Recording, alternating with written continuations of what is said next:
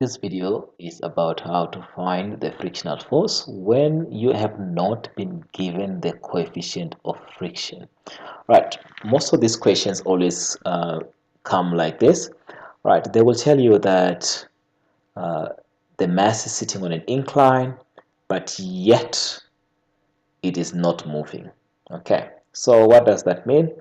If it's sitting on an incline, it's not sliding down, it means that acceleration uh, on the surface is 0.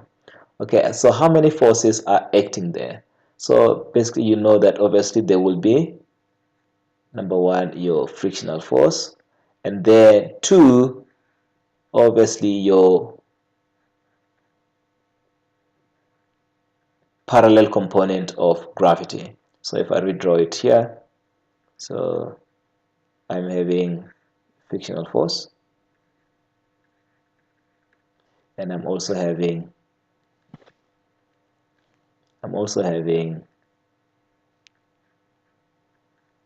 the parallel component of gravity. So this, since there is no other force applied, so these are the only forces that I am dealing with. So what does this mean? Okay, so we know that if acceleration equals to 0 when an object is not moving, that means that some of the forces, so in this case some of the forces, okay, F net parallel, some of the forces parallel to the surface, right, is equal to 0 because the acceleration is 0. Okay, then we can put them, so we need to choose a direction, which one is positive, which one is negative. So I'm going to choose that side is positive, so which means I'm choosing that my frictional force is positive, and I'm choosing that my gravitational force um, component, parallel component, is a negative.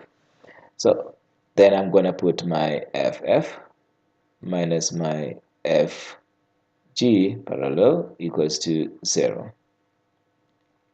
And then in this case, then my frictional force equals to my parallel component of gravity. And we know what that is. That is basically just mg sine of the angle theta. So let's just say the angle that you've been given is 25 degrees. So what you will then do is you will then say that's equals to mass of 4, gravity of 9.8, and then sine of the 25 degrees. Then, right, so you can find that with your calculator. Sine of 25 times 4 times 9.8. So this will end up being equal to 16.57 newtons. And which direction is that? Up the incline.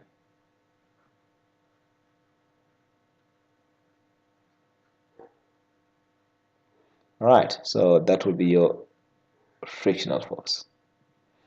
Okay, so for the other one, obviously you already know that you're gonna find that your frictional force is equals to your parallel component of the gravitational acceleration.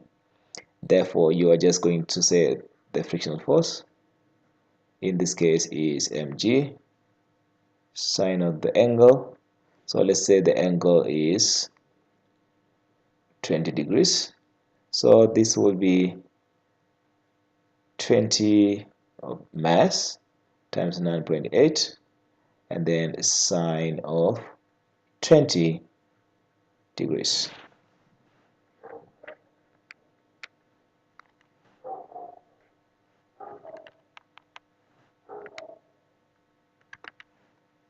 Then you can just plug in your results in your calculator, and then you get your answer. Okay, and then you will find that this is basically 67.04 newtons. Right, obviously this is up the incline, right, because FG parallel will always push down the incline, so that will be FG parallel, and the frictional force will therefore be pushing towards the opposite of that.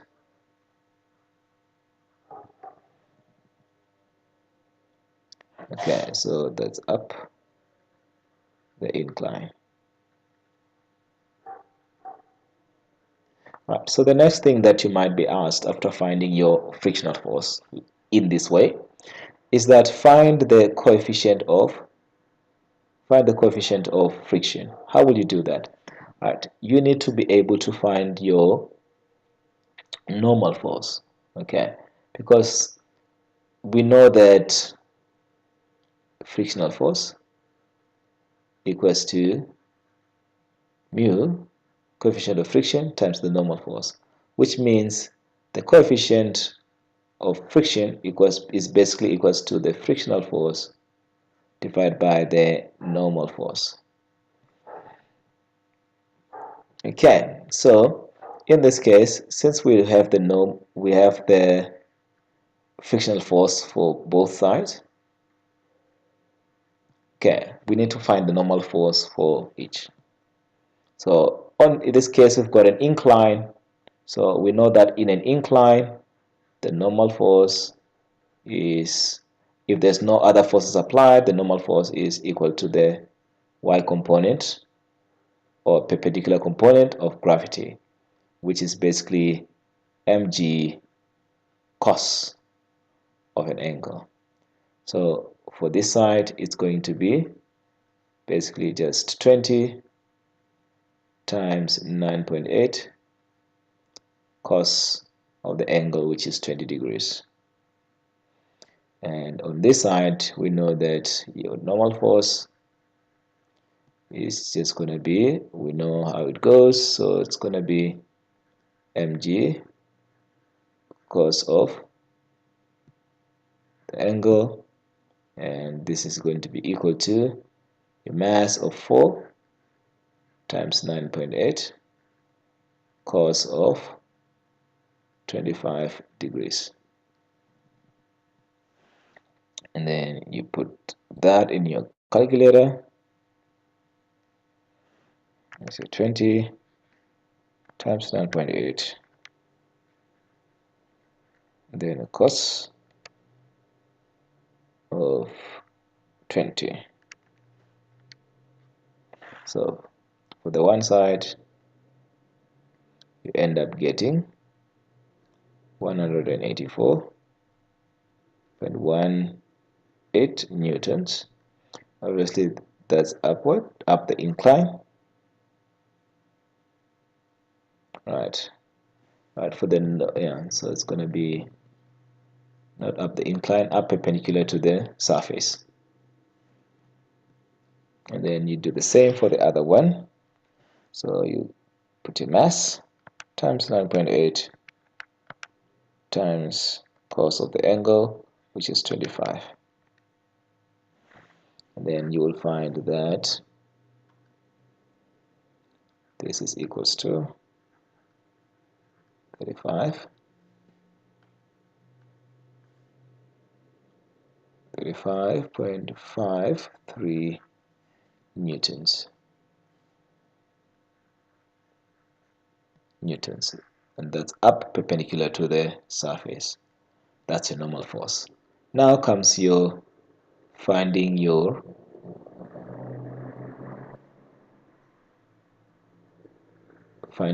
coefficient of friction.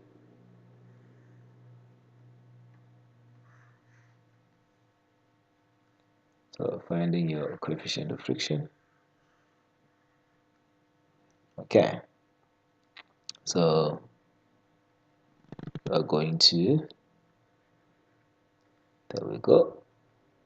Okay, so for each one of them, you'll just say mu equals to your frictional force, which you have found, right, which is up there, it's 16.5 0.57 divided by your normal force, which is 35.53,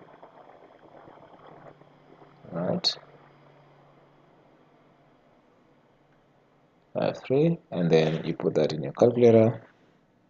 Say 16.57 divided by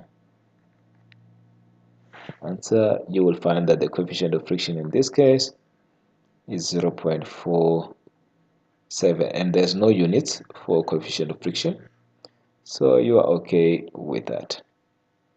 And on the other side, you're going to find that mu, right, is, okay, so there we go.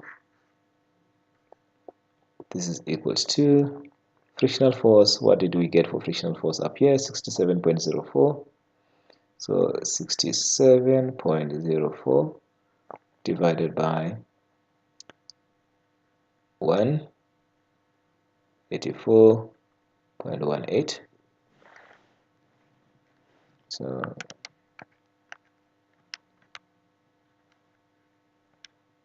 184.18, which is going to give you in this case 0.336, and there is no unit, so because this is just ratios. Right, so there we go. That's how to find your frictional force and also find your coefficient of friction when you are on an incline and you're not provided with the coefficient of friction to find the frictional force.